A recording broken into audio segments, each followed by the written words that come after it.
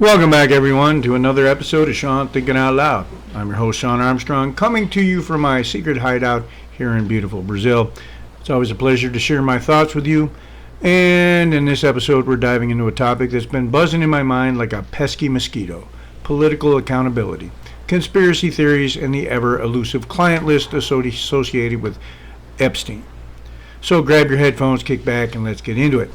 The Looney left is screaming about the Epstein client list that ties President Trump, that supposedly ties Trump to Epstein, that no one has seen.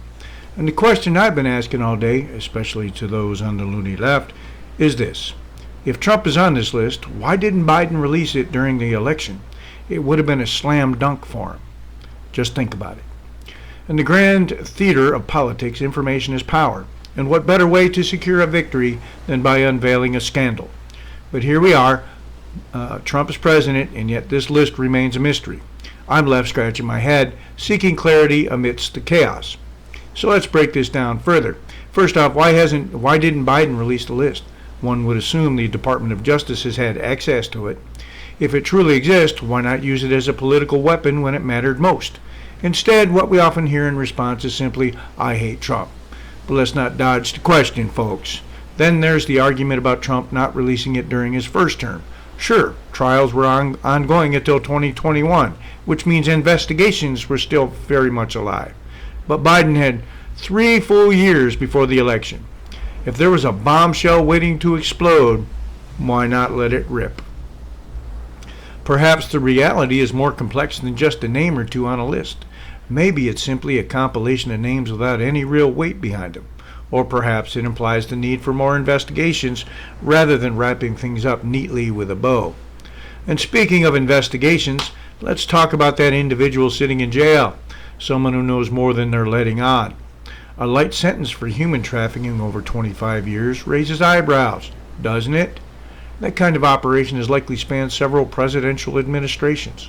How could that many people be in the dark? This brings me back to the crux of our discussion today.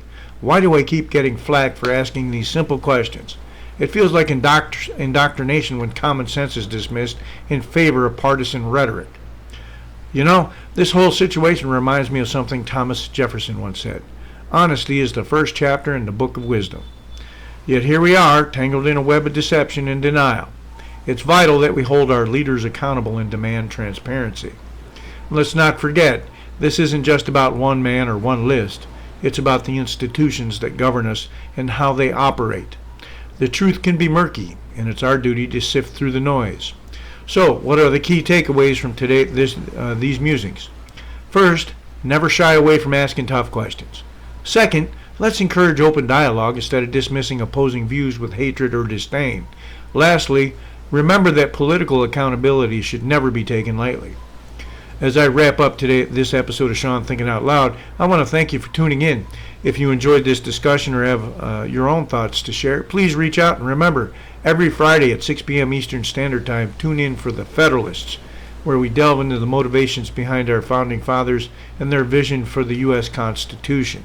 Don't forget to check out my range of audiobooks and ebooks on politics, history, martial arts, and more. Links in the description below. Until next time, keep thinking critically and questioning everything. Stay curious out there.